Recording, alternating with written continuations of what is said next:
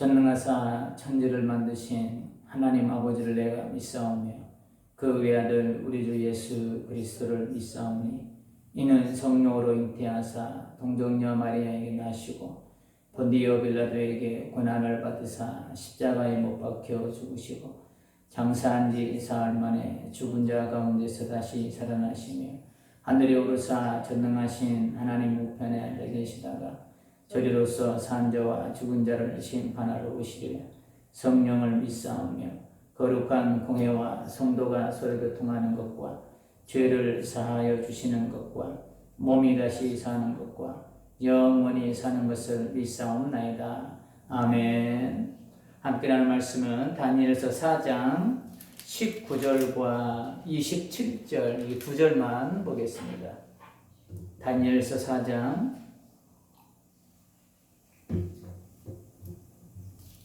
19절과 27절 27절 함께 봉독합니다. 19절 먼저 봉독해 드립니다. 벨드사살이라 이름한 다니엘이 한동안 놀라며 마음으로 번민하는지라 왕이 그에게 말하여 이르기를 벨드사살아 너는 이 꿈과 그의 속으로 말미암아 번민할 것이 아니니라. 벨드사살이 대답하여 이르되 내 주여 그 꿈은 왕을 미워하는 자에게 응하며 그 해석은 왕의 대적에게 응하기를 원하나이다. 27절 합니다. 그런즉 왕이여 내가 아뢰는 것을 받으시고 공의를 행함으로 죄를 사하고 가난한 자를 긍휼히 여김으로 죄악을 사하소서. 그리하시면 왕의 편안함이 혹시 장구하리이다 하니라. 아멘. 우리 앞뒤로 인사합니다. 흘러보님의 축복입니다. 네, 오늘 제목은 가시를 사랑으로 녹여내라 라는 제목으로 함께 은혜를 나누도록 하겠습니다. 이거는 실화입니다. 서울 용산구의 해방촌에 두 모자가 살고 있었습니다. 그런데 1966년 9월 8일 밤 9시에 아들 박태원 군이 직장이 뭐였냐면 보석을 파는 그런 가게였나 봐요. 옛날 그런 게 있었잖아요. 뭐 황금당 뭐 그런 거 막 금반지 팔고 막 이런 데 있잖아요. 이런 검은방에서 이제 숙직을 하고 있었습니다. 근데 그 밤에 그곳에 강도가 들었어요. 강도가 들었는데 이 아들이 이 강도를 맞다가 강도에게 살해를 당합니다. 그래서 이제 강도는 잡히고 이제 감옥에 가게 되죠. 그런데 이 박태원 군의 어머니가 이 자기 아들을 죽인 그 감옥에 있는 사람에게 찾아가서 계속 복음을 전합니다. 복음을 전해서 이 사람을 회개시키고 전도했어요.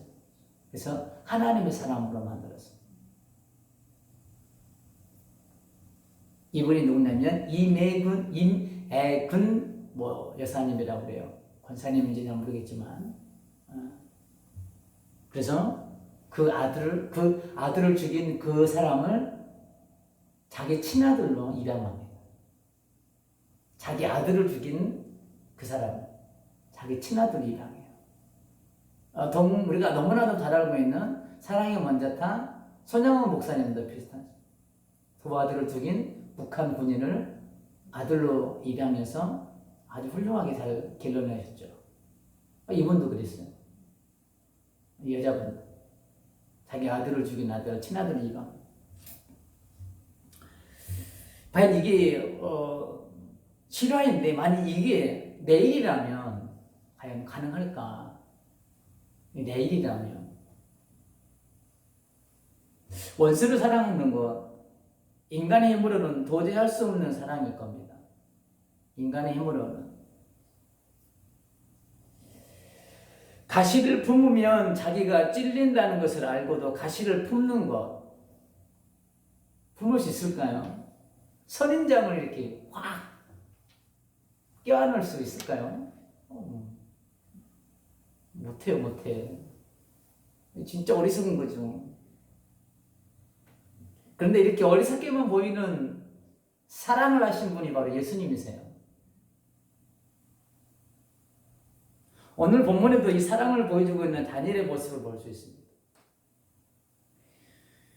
바벨론이라는 나라는 이스라엘과 어떤 관계인가요? 지배하는 나라와 지배당한 나라예요. 이 바벨론이 이스라엘을 처참하게 짓밟은 그런 나라입니다. 적대적 관계예요. 그래서 이스라엘 백성은 나라의 서름을 겪어야만 했습니다. 그리고 다니엘과 세 친구는 어린 나이에 타국으로 포로로 잡혀오게 됐어요.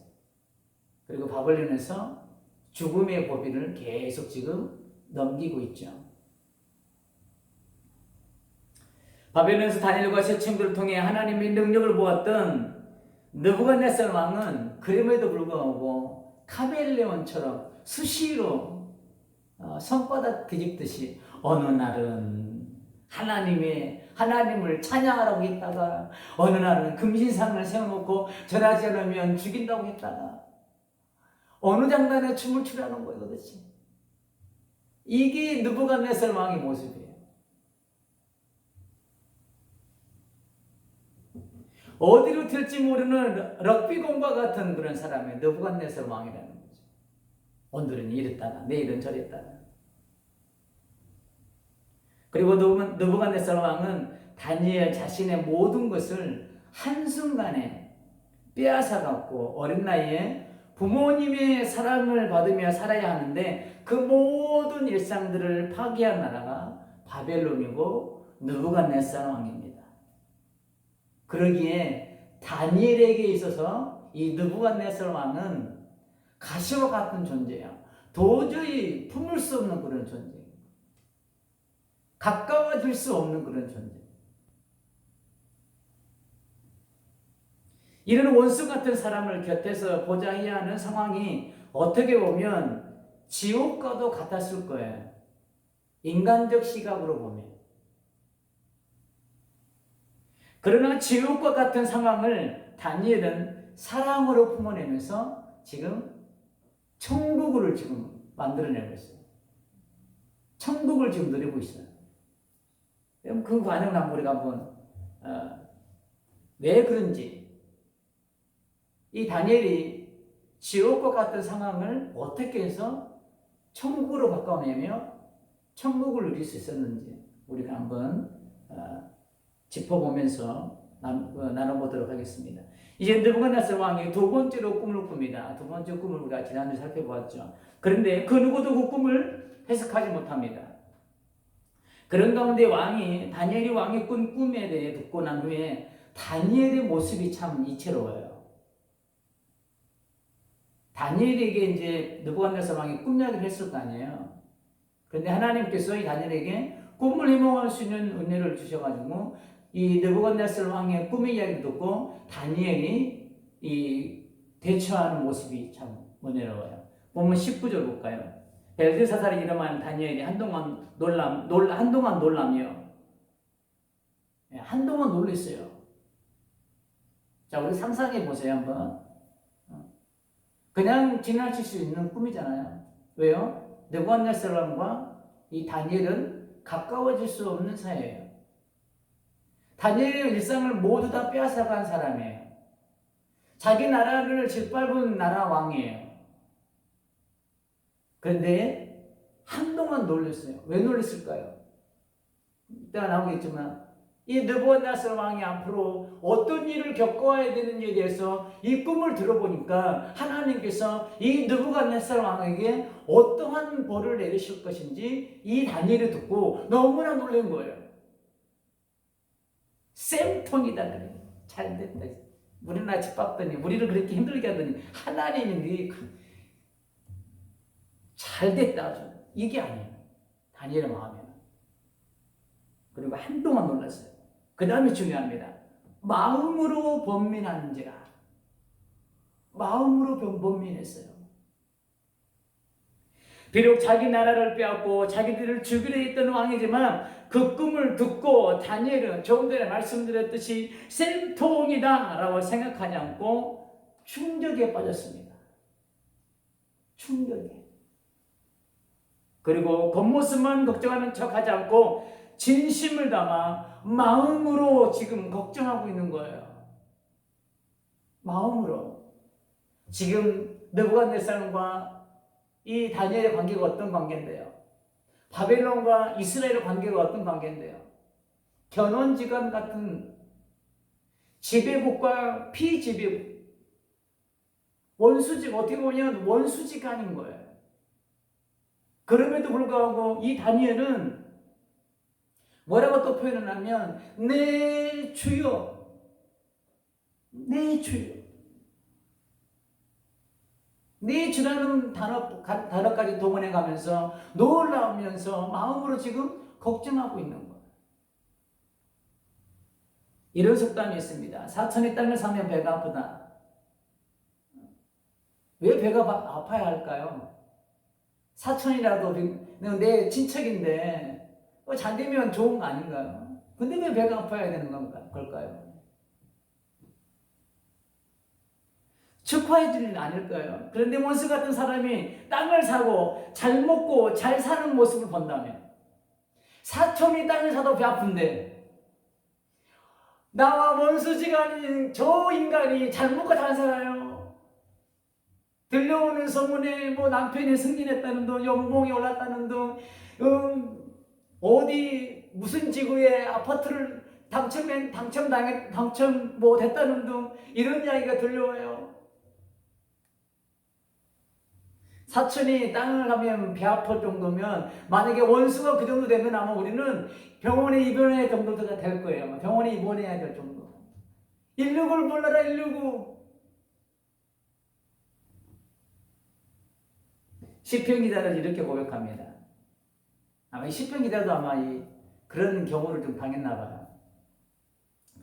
시편 94편 3절을 보니까 여호와여, 악인이 언제까지 개가를 부르리까? 악인이 언제까지 잘되게 놔둘 거냐 이거죠. 이 시편 기자는. 그리고 시편 73편 4절과 5절에서도 이렇게 고백하고 있습니다. 그들은 죽을 때에도 고통이 없고 그 힘이 강건하며, 그들이 누구예요? 다윗을 죽이려고 하는 대적들이에요. 죽을 때에도 고통 없이 죽을 것 같다는 거죠. 그 힘이 강건하며 사람들이 당하는 고난이 그들에게는 없고 원수들에게는 고난이 없는 것처럼 보이는 거예요. 사람들이 당하는 재앙도 그들에게는 없나니, 이 말씀을 상대적으로 나를 미워하는 사람이 너무 잘되게 보이는 거예요. 지금 너무 잘되고 있는 거예요, 지금.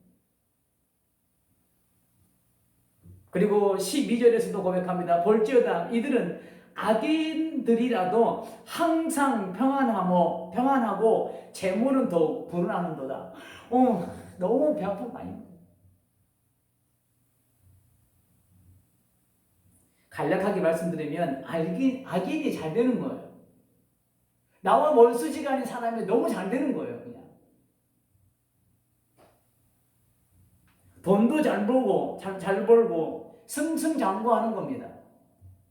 이 시편 73편 12절 말씀처럼 모든 것이 다 평안하게 보여요. 평안하게 삶을 살아요. 버리는 것이 아니라 그렇게 살아요. 그리고 막 재물이 막 그냥 손대는 것마다 막 잘 돼가지고 그냥.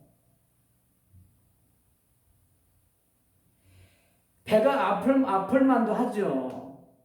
이런 모습 보면서 이런 생각도 할 때가 있을 것입니다. 하나님이 계신다면 왜 저 사람들이 이렇게 잘 되게 만드냐?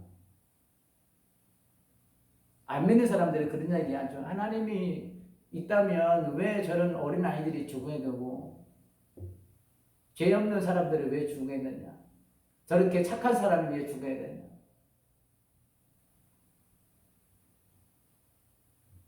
이 모습이 인간이 가지고 있는 본성일 수 있습니다. 이렇게 말하는 사람. 사촌이 땅을 쌓으면 배 아픈 게 인간의 본성일 수 있고, 원수가 잘 되는 게 나는 배 아픔을 넘어서 병원에 입원할 정도로 힘든 모습을 가진 게 우리 인간의 본성일 수 있다는 겁니다. 그런데 우리가 이런 모습으로 삶을 산다면 우리는 천국을 누릴까요? 지옥을 누릴까요? 당연한 거예요. 남을 미워하며 산다는 거 행복한 삶일까요? 불행한 삶일까요? 행복하지 않아요. 남을 미워한다는 거. 어찌 보면 내 마음이 병들어가는 거예요. 내 마음속에 쓰레기를 싸가는 거예요. 쓰레기를. 남을 미워하며 산다는 거 정말 불쌍한 인생입니다. 불행한 인생이에요. 천국을 누리지 못해요. 매일매일의 삶이 아마 지옥과 같을 거예요. 남을 사랑하는 것도 힘든 일이지만 그게 못지않게 힘든 것이 남을 미워하는 삶도 힘든 삶이에요. 왜 이렇게 힘든 삶을 사는지 모르겠습니다. 우리 인간들은. 사단은 우리로 하여금 원수로 대하게 합니다. 원수로 대하게 해요. 야, 너 저 사람 너에게 그런 짓 했잖아. 그거 원수야. 원수로 대하게 해요. 그리고 관계를 파괴시킵니다. 그래서 십자가 위에서 만들어 놓으신 천국을 누리지 못하게 해요. 실질적으로 원수가 맞아요. 그러나 우리가 그 원수를 어떻게 대하느냐에 따라서 내가 지옥을 경험할 수 있고 천국을 경험할 수 있는 거예요.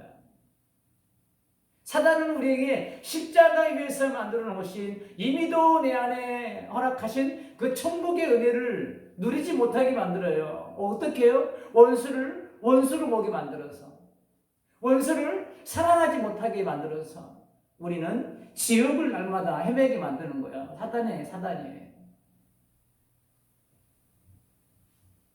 예화로 들었던 이메근 여사님도 외동아들을 죽인 가시와 같은 원수를 사랑으로 품고 녹여내면서 천국을 누렸습니다. 얼마나 아팠겠어요.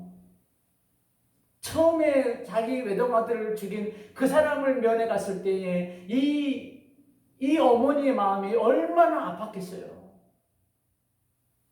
자기 외동아들을 죽인 사람을 첫 대변을 해야 되는데 가시를 품는 것처럼 그렇게 아팠을 거예요.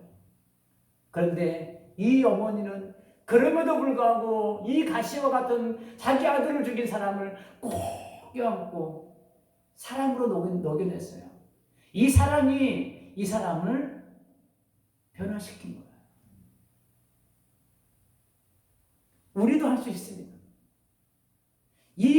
이메건 여사님도 했는데 우리도 못할까요? 동일한 사랑을 받았는데 누구는 하고 누구는 못하고 우리도 할 수 있습니다.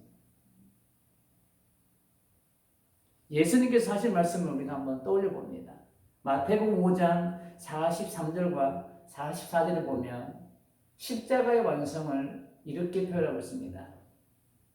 또 내 이웃을 사랑하고 네 원수를 미워하라 했다는 것을 너희가 들었으나 나는 너희에게 이르노니 너희 원수를 사랑하며 너희를 박해하는 자를 위하여 기도하라. 자주 인용한 말씀이죠. 이 말씀 속에서 우리가 어떤 삶을 살기를 원하시는 예수님의 마음이 담겨져 있습니다. 우리가 43절과 같이 내 이웃을 사랑하고 내 원수를 미워하는 삶을 산다면 우리는 날마다 지옥을 경험할 거예요. 예수님은 우리를 그런 삶을 살지를 않기를 원해요. 어떤 삶을 살기를 원해요? 44절과 같이 원수를 사랑함으로 품어냄으로 우리가 천국을 누리는 삶을 살기를 원하시는 게 예수님의 마음이라는 거죠. 이 마태복음 5장 이 본문에서 우리를 향하신 예수님의 마음이에요. 너희가 이렇게 함으로 내가 천국을 누리는 삶을 살아봤으면 좋겠다.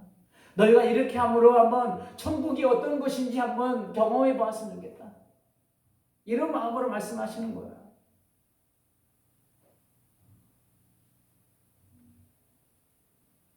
그래서 원수를 미워하여 지고 같은 삶을 살지 말고 가시와 같은 원수를 사랑으로 녹여내는 삶을 살아 천국을 누리기를 원하시는 간절한 마음이 담겨져 있는 말씀이 바로 이 마태복음 5장 43절과 44절이에요. 천국과 지옥의 갈림길. 지금 다니엘이 원수와 같은 느부갓네살 왕을 원수로 대응했다면 그의 삶은 정말 지옥과 같은 삶이 되었을 것입니다. 그렇지 않아도 포로로 잡혀서 힘든 상황입니다. 나라를 잃어버리고 힘든 상황입니다. 그러나 다니엘은 가시와 같은 느부갓네살 왕을 마음으로 진심으로 걱정하며 가시를 사랑으로 품어내며 그 지옥과 같이 변할 수 있는 그런 상황을 지금 천국으로 만들어가면서 지금 천국을 누리고 있습니다. 이것이 바로 사랑의 힘입니다. 사랑의 힘. 그리고 19절에서 다니엘은 느부갓네살 왕에게 충심 어린 말을 합니다. 19절 하반절에 보니까 이렇게 고백해요. 아까도 말씀드렸듯이 내 주여, 내 주여. 그리고 그 꿈은 왕을 미워하는 자에게 응하며 그 해석은 왕의 대적에게 응하기를 원하나이다. 그 꿈은 왕에게 임하며 그 꿈은 왕에게 응하기를 원하나이다. 이렇게 지금 말하고 있지 않아요. 느부갓네살 왕이 이 꿈에 대해서 알까요? 모를까요? 모릅니다. 다니엘은 그렇게 저주 섞인 말을 할 수 있어요. 느부갓네살 왕에게. 그러나 다니엘은 뭐라고 고백해요? 네 주여, 왕을 미워하는 자에게 이 꿈대로 되기를 원하나이다. 다른 말로 이 꿈이 왕을 빗게 갔으면 좋겠습니다. 이 꿈이 왕에게 이루어지지 않았으면 좋겠습니다. 임하지 않았으면 좋겠습니다. 이런 마음을 가지고 지금 느부갓네살 왕에게 다니엘이 지금 이야기를 해주고 있는 거예요. 바벨론은 이스라엘에게 가시와 같은 나라입니다. 다니엘에게 느부갓네살 왕은 가시와 같은 사람입니다. 인간적으로 이들의 관계는 미움이 컸으면 컸지 사랑할 수 없는 관계입니다. 적대적인 관계지 호의적인 관계는 될 수 없는 상황입니다. 이런 관계에서 다니엘은 느부갓네살 왕이 앞으로 맞이해야 할 일에 대해 말해줘야 합니다. 비록 가시와 같은 사람이지만 앞으로 느부갓네살 왕이 당할 일을 생각하니 긍휼의 마음과 사랑의 마음으로 그를 안아주고 싶은 마음이 생긴 거예요.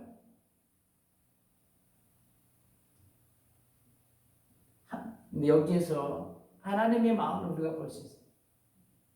하나님은 다니엘을 통해 믿는 사람으로서 가시와 같은 상황을 어떻게 대해야 하는지를 우리에게 지금 말씀하고 있어요.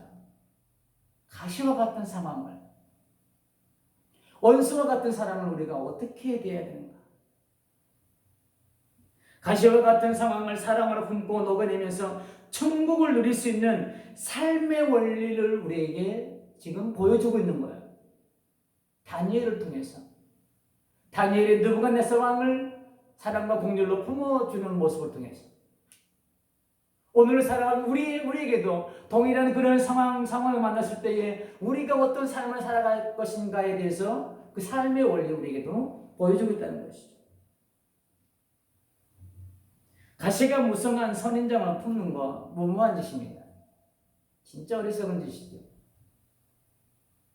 그 가시가 나를 찔러 너무나도 아픕니다. 더군다나 선인장 가시 그 눈에 보이지 않죠. 근데 이 만지면 되면 아파가지고 그냥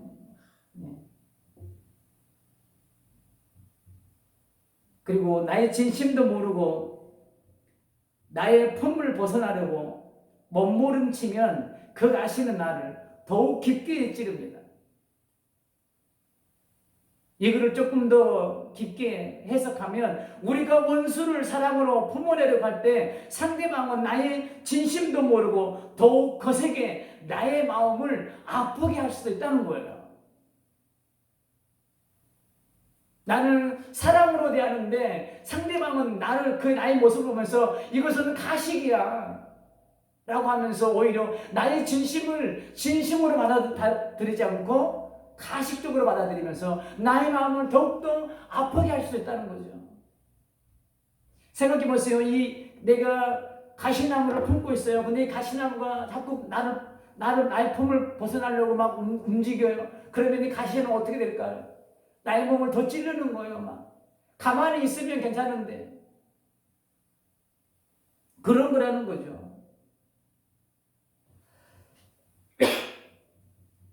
나의 진심도 몰라주면서 상처받을 수 있습니다. 더 깊게.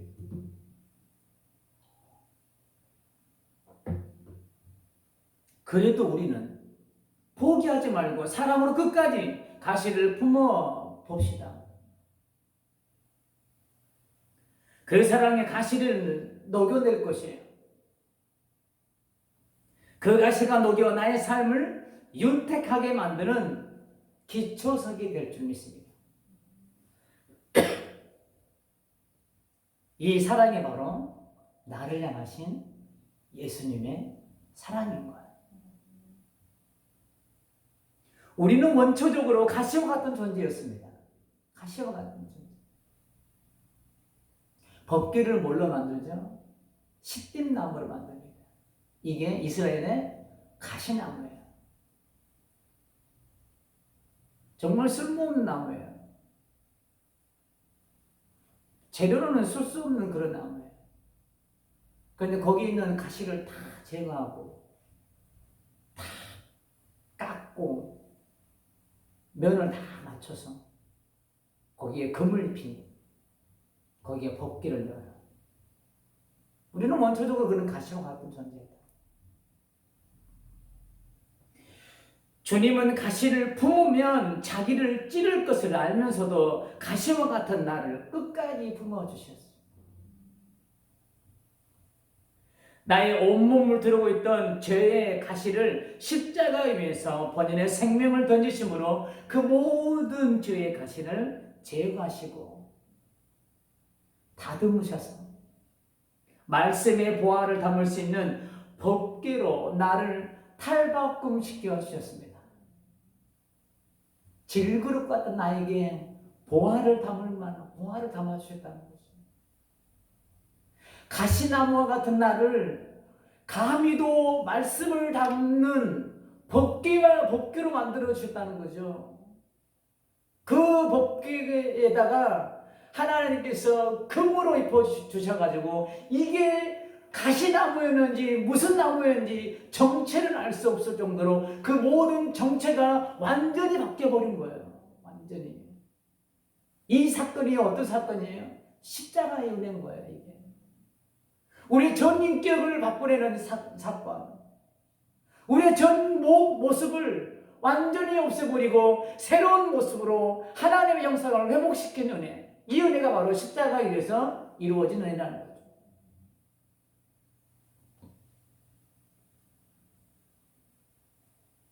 이 사랑으로 우리는 성령님께서 거하시는 성전이 된 줄 믿습니다. 그리고 다니엘은 꿈 해석만 해주면 되잖아요. 그런데 거기에서 그치지 않습니다. 하나님의 긍휼을 입은 방법까지 제시해 줍니다. 이 모습만 보더라도 다니엘의 모습은 가식이 아니라 사랑의 마음임을 우리는 알 수 있습니다. 27절 볼까요? 그런즉 왕이여 내가 아뢰는 것을 받으시고 공의를 행함으로 죄를 사하고 가난한 자를 긍휼히 여김으로 죄악을 사하소서. 그리하시면 왕의 평안함이 혹시 장구하리다 하니라. 하나님의 긍휼을 입을 수 있는 방법까지 느부갓네살 왕에게 다니엘은 제안해요. 그냥 꿈만 해석해 주면 끝나는 거잖아요.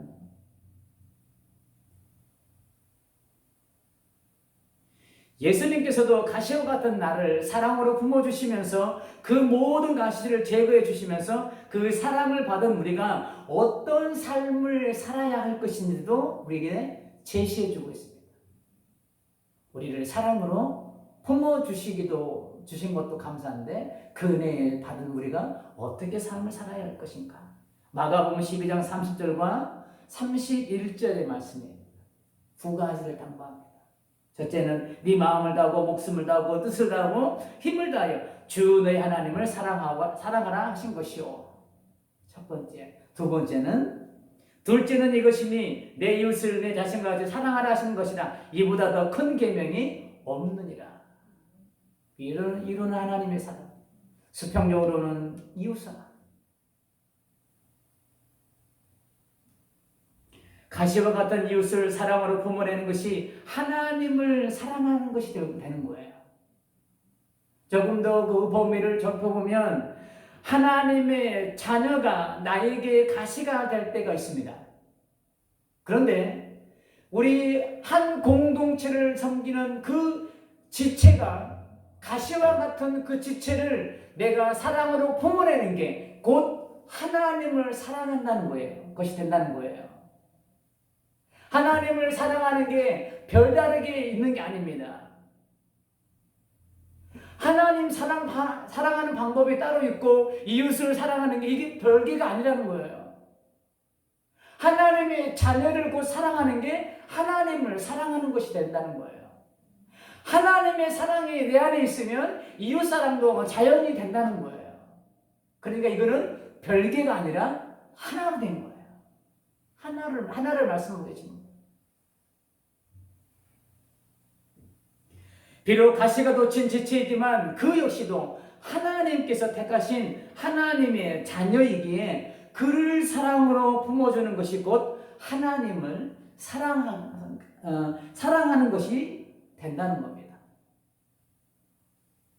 다니엘이 가시가 돋친 느부갓네살 왕을 사랑으로 품고 그 가시를 녹여낼 수 있었던 것은 다니엘의 힘이 아니었습니다. 인간적 힘으로는 도저히 품을 수 없는 그런 가시여 느부갓네살 왕은 다니엘 안에 있던 하나님의 사랑의 힘이 가시와 같은 느부갓네살을 품게 했던 거예요. 조금 전에 말씀드렸듯이 우리가 하나님을 사랑한다면 이웃도 사랑할 수 있는 거예요.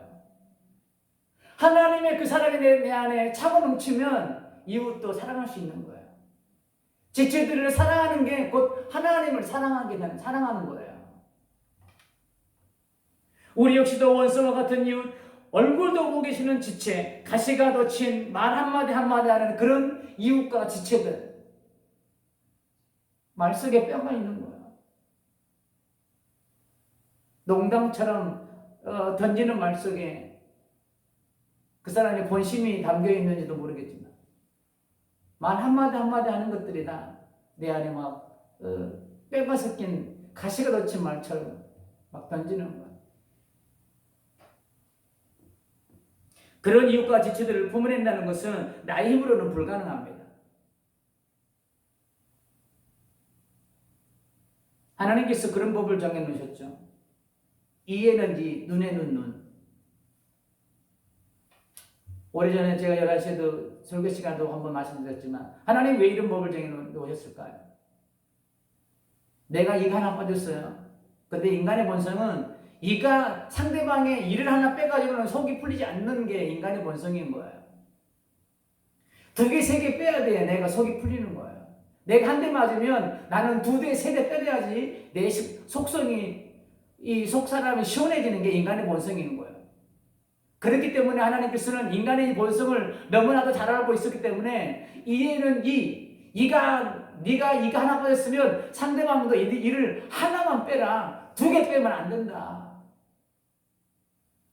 그렇기 때문에 하나님이 그런 법을 정해놓으신 거예요. 우리의 힘으로는 불가능해요. 우리의 죄성을 인간의 힘으로는 통제가 안 되는 거예요. 통제 불능인 거예요. 주님의 은혜가 꽉 잡고 있지 않으면 우리는 인간의 본성이 여지없이 드러납니다. 성령님의 통치하에 있지 않으면 인간의 본성이 여지없이 드러나요. 죄성의 모습들이 그대로 드러납니다. 불가능한 일이에요. 나도 가시돋친 말을 한번 던지고 싶은 말. 그런 욕구가 속에서 불릴듯 일어나.